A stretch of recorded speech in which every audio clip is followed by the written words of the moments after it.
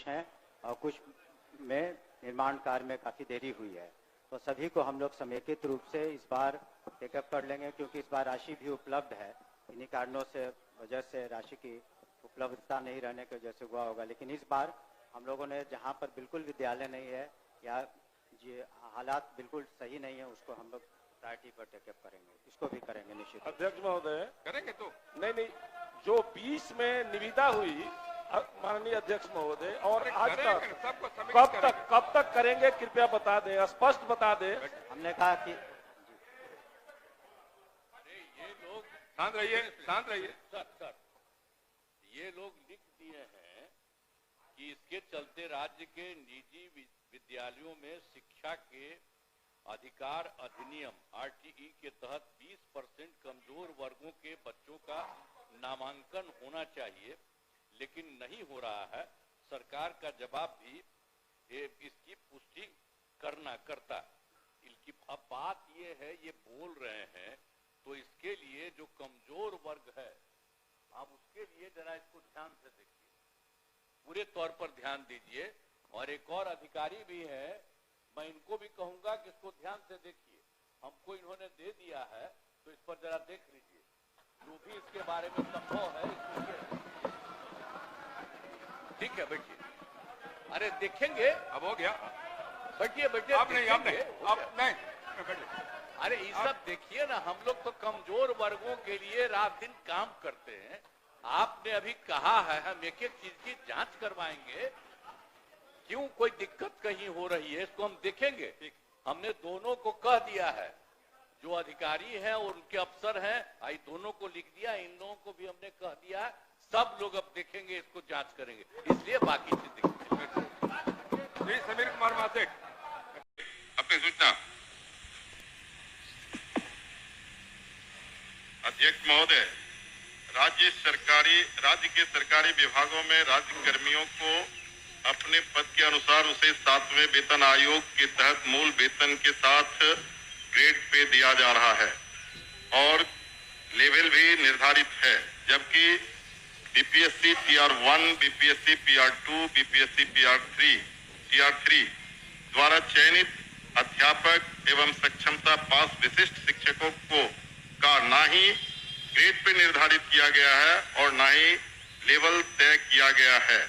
सिर्फ नियोजन के तहत वर्ग 1 से 5 के अध्यापकों को एवं विशिष्ट शिक्षकों को 25,000, वर्ग 6 से 8 के अध्यापक को 28,000, वर्ग 9 से 10 के अध्यापक एवं विशिष्ट शिक्षकों को 31,000, वर्ग 11 से 12 के अध्यापक एवं विशिष्ट शिक्षकों को 32,000 रुपया मूल वेतन दिया जा रहा है, जो 7वें वेतन आयोग से बिल्कुल अलग है, जिसके कारण भविष्य में अध्यापक एवं विशिष्ट अध्यापकों को 8वें वेतन आयोग के लाभ से वंचित रहना पड़ सकता है, जबकि उक्त शिक्षकों को भी राज्य कर्मी का दर्जा प्राप्त है।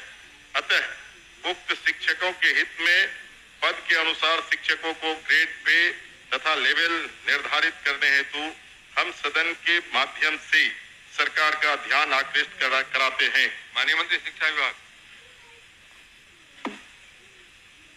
अध्यक्ष महोदय, वस्तुस्थिति यह है कि पंचायती राज संस्थाओं एवं नगर निकाय संस्थाओं द्वारा नियुक्त शिक्षकों को समान कार्य के बदले समान वेतन देने से संबंधित माननीय सर्वोच्च न्यायालय में दायर SLP संख्या 20/2018 बिहार सरकार एवं अन्य बनाम बिहार माध्यमिक शिक्षक संघर्ष समिति एवं अन्य के साथ दिनांक 10/5/2019 को पारित आदेश, जिसमें माननीय उच्च न्यायालय के द्वारा समान कार्य के बदले समान वेतन देने हेतु पारित आदेश को निरस्त कर दिया गया है।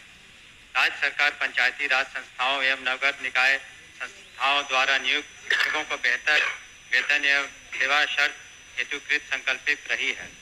राज्य सरकार ने सहानुभूति पूर्वक इन शिक्षकों को 1/9/2020 से EPF योजना, जिसमें राज्य सरकार के द्वारा लगभग 5% अंशदान दिया गया है, से आच्छादित करते हुए दिनांक 1/4/2021 से 15% का वेतन वृद्धि किया गया।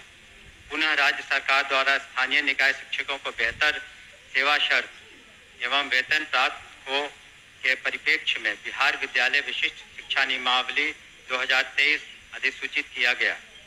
नए शिक्षकों की नियुक्ति हेतु बिहार राज्य विद्यालय अध्यापक नियुक्ति, स्थानांतरण, अनुशासनिक कार्रवाई एवं सेवा शर्त नियमावली 2023 अधिसूचित किया गया। सरकार द्वारा इन दोनों नियमावली से नया पद सृजित किया गया। यह पद 7वें वेतन आयोग लागू होने के बाद सृजित किए गए हैं, इसलिए यह पद 7वें वेतन आयोग द्वारा निर्धारित पदों में सम्मिलित नहीं है। सरकार द्वारा सरकार के अन्य बहुत सारे पद सृजित किए जाते हैं जो 7वें वेतन आयोग में सम्मिलित नहीं होते हैं।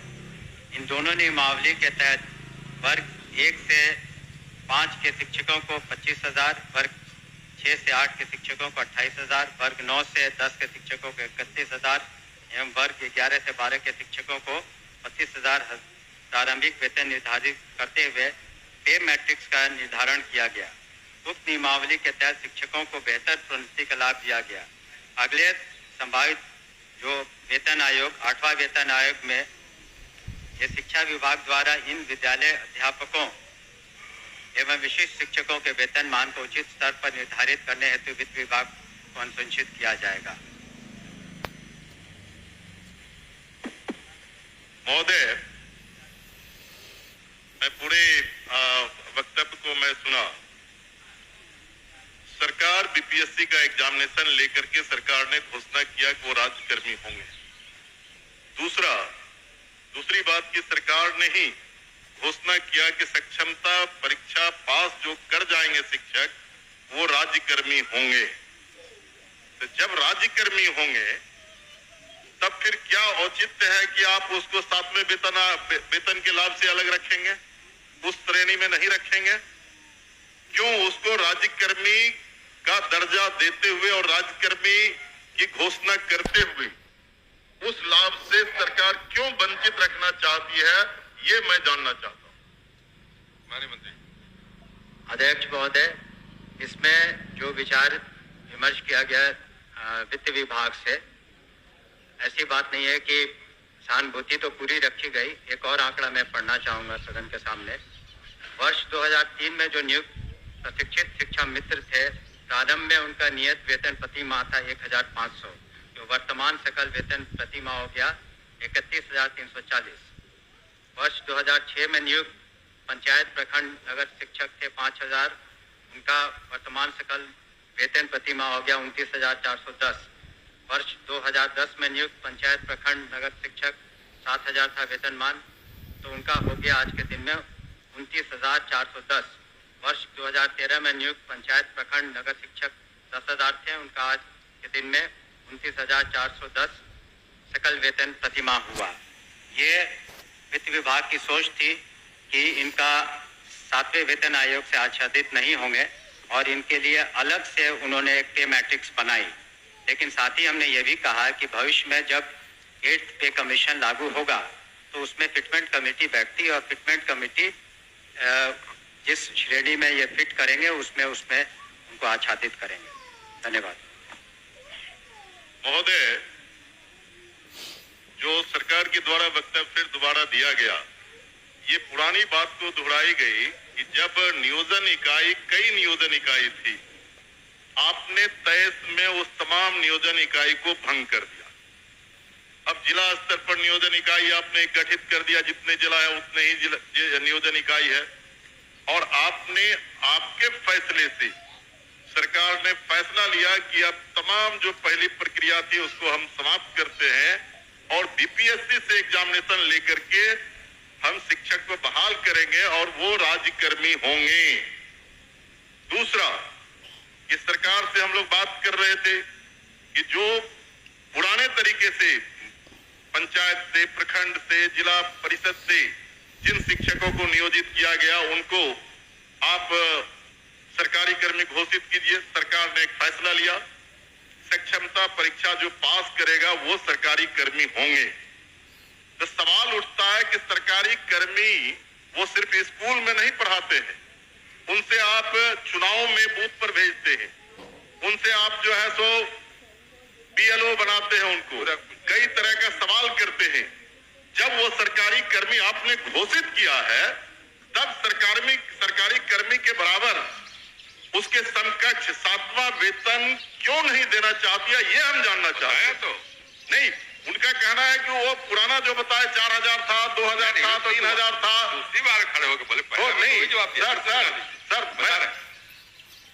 अध्यक्ष महोदय, जब ये पूरा मामला वित्त विभाग में गया, वित्त विभाग इसमें सारी निर्णय लेता है। पे मैट्रिक्स उन्होंने नया किया और कहा कि ये 7वें वेतन आयोग से आच्छादित नहीं होंगे। और दूसरी बात ये भी है, हम इस बात को स्वीकार कर रहे हैं कि भविष्य में जब 8th पे कमीशन का इन्होंने बात उठाई है, तो जब भी पे कमीशन केंद्र सरकार के द्वारा जब वो लागू होता है, तो यहाँ बिहार में भी फिटमेंट कमेटी बैठती है और फिटमेंट कमेटी के अनुसार उस वक्त इसमें जिसमें करेंगे हम लोग अनुशंसा करेंगे। लेकिन अंतोगत्वा इन सभी मामलों में वित्त विभाग अपने वित्तीय प्रबंधन के तहत ही अंतिम फैसला देता है, जिसको सभी को स्वीकार करना पड़ता है। धन्यवाद। हो गया आपका? सर ठीक है, वो लोग पूछेंगे, लेकिन मेरा आखिरी सबमिशन है सर, सप्लीमेंट्री मेरा ये है कि वित्त विभाग से सारी प्रक्रिया को पूरा करते हुए तब आपने बीपीएससी का एग्जामिनेशन लिया और तब आपने राज्यकर्मी का दर्जा दिया। तो साथ में वही घूम फिर के आ रहे हैं आप। साथ में वेतन का आप लाभ उसे क्यों नहीं देना चाहते? ये सरकार एक लास्ट करते हैं सर। एक ही बात को बोल रहे, बोलिए अध्यक्ष। जाएगा क्या करें? हमने तो कहा ही कि जब 8th कमीशन का जो उसमें फाइंडिंग्स आएंगी, तब बिहार में जब फिटमेंट कमेटी होगी तो अलग अलग विभाग का उसमें टेकअप किया जाता है, तो उस वक्त विचार किया जाएगा निश्चित रूप से। धन्यवाद। ओके अध्यक्ष महोदय, वर्ष 2023 में नियोजित शिक्षकों को महागठबंधन की सरकार में राज्यकर्मी का दर्जा दिया गया था महोदय। और ध्यान जो शिक्षकों के हित में उनके पद के अनुसार ग्रेड पे और उनका लेवल जो तय करना है, वो सरकार कब तक देने का विचार रखती है? यदि देने का विचार रखती है तो कब तक, नहीं तो क्यों? एक ही बात हो रही है। आपके माध्यम से मैं शॉर्ट में 2 पूरक पूछना चाहता हूं। क्या सरकार को ग्रेड पे निर्धारण करने में आर्थिक बोझ आ रही है? और यदि ये आर्थिक बोझ आ रही है तो सरकार बतावे कि कितने की आर्थिक बोझ आ रही है, तब जो है वो इनको करने में क्या कठिनाई आ रही है आर्थिक बोझ आने में? ये मेरा सवाल। बैठिए, और कोई पूछने वाले नहीं ना है? चलिए आप बताइए। महोदय, ये तो जब ऐसे मामले वित्त विभाग में जाते हैं तो नीति निर्धारण और सारी समीक्षा वित्त विभाग करती है, तो वित्त विभाग का निर्णय सभी को मान्य होता है और इस पर क्या आंतरिक जो वित्तीय बोझ रहेगा सभी चीजों का कैलकुलेशन उन्होंने किया होगा, तभी इस तरह का उन्होंने इस निर्णय पर पहुंचे जिसके बारे में हमने सदन को अवगत किया। अध्यक्ष सूचना को पढ़े। अध्यक्ष रेडी हो गया? नहीं, अरे 3 बार जवाब दिए, 3 बार वही सवाल करना किया जवाब पढ़िए कैसे की। मैं यह संजीव जी ने भी कहा कि आपने हेडमास्टर बनाया तो उसकी वरीयता को काउंट किया कि नहीं? आप बीपीएससी में सरकार ने एक योजना लाई कि नियोजित शिक्षकों को हम परमानेंट करके राज्यकर्मी का दर्जा देना चाहते हैं। आप दिए, वो परीक्षा दिया, लेकिन उसका पोंछ काट देने का आपने तो नहीं कहा था कि आपका जो पोंछ लगा हुआ है 18 साल का 20 साल का वो हम काट देंगे। और सरकार नियुक्त की थी, चाहे वो जिला में जिला परिषद का हो या कॉरपोरेशन में हो, जहां कहीं भी जहां कहीं भी नियुक्ति हुई है महोदय, वो सरकार के आदेश पर हुआ है। 60 साल तक आपने उसको रखने का वादा किया इसी सदन में। हम सिर्फ यह चाहते हैं कि जो 18 साल 20 साल से काम कर रहे हैं उनकी सेवा निरंतरता उसमें जुटनी चाहिए। ये यूनिवर्सिटी एक्ट में भी है, दुनिया में ऐसा नहीं होता है कि एक ही काम कर रहे हैं, हम प्रमोशन के लिए छलांग करने जा रहे हैं बीपीएससी में देकर टेस्ट कराने, तो हमारा पोंछिए काट दीजिए। इसलिए महोदय मैं पुनः यह कहता हूं कि उनकी जो सेवा निरंतरता है उसमें जोड़ी जाए। अनुभव जितने दिन का अनुभव है, और आज अभी यूनिवर्सिटी सर्विस कमीशन के पूर्व चेयरमैन बैठे हुए हैं और वर्तमान चेयरमैन भी बहाली कर रहे हैं। आप दूसरे कॉलेजों को, एफिलिएटेड कॉलेजों के 10 साल और 5 साल का आप काम करने का अनुभव जोड़ रहे हैं कि नहीं? आप उस पे आप अंक दे रहे हैं कि नहीं? ये दुनिया में ऐसा ही चलता है। एक अलग रूप से इसको प्रताड़ित करने के दृष्टिकोण से जो जूनियर आज बहाली हुआ है उसके कलेजा पर आप सीनियर के कलेजा पर बैठा देंगे तो शिक्षण संस्थानों में इसका असर पड़ता है। इसलिए महोदय मेरा आग्रह है कि उनका जो अनुभव का लाभ है उसमें जुटे, या इस पर सरकार क्या कहती है? सभापति महोदय, प्रताड़ना की तो बात मेरे समझ के परे है और शायद इस सदन के समझ के भी परे है। शिक्षकों को जहां तक सुविधा दी जा रही है, एक चीज माननीय सदस्य भी बताना चाहेंगे, चूंकि उन्होंने लीगल प्रोविजन की बात की, हमने भी किया, तो क्या जो सक्षमता पास करने के पहले जब वो जो शिक्षक थे जिसे नगर निकायों ने या पंचायती राज व्यवस्था के अधीन उन्हें नियुक्ति दी गई, उन्हें टेम्परेरी स्तर पर या कॉन्ट्रैक्चुअल पर, तो वो हकदार नहीं थे न्यू पेंशन पॉलिसी के उस वक्त जब आप वहाँ पर जब आपकी नियुक्ति थी, या आपको जब पंचायती राज व्यवस्था के तहत आपको शिक्षक के रूप में रखा गया, तो उस वक्त आप तो न्यू पॉलिसी स्कीम के, एनपीएस के तहत पेंशन स्कीम के हकदार नहीं थे। हकदार अब आप हुए हैं अब से, जबकि आप राज्यकर्मी का दर्जा पा लिए हैं तब। तो इसलिए प्रताड़ना की कहाँ से बात हो रही है? वो तो उनके सुविधा के लिए हम लोग ने सक्षमता परीक्षा की और उसको हम लोगों ने राजकर्मी का दर्जा दिया। माननीय मुख्यमंत्री जी ने बिल्कुल उनके तरफ संवेदनशील रुख अपनाया है। जहाँ तक ये प्रश्न है, उन्होंने कहा कि सेवा जो उन्होंने दी है राज्य को और अपने अपने संस्थाओं में, उस पर हम विचार जरूर कर लेंगे, लेकिन कानूनन रूप से इसकी बाध्यता नहीं है, लेकिन फिर भी हम संवेदनशील होकर उस पर पुनः विचार करेंगे। धन्यवाद। ठीक।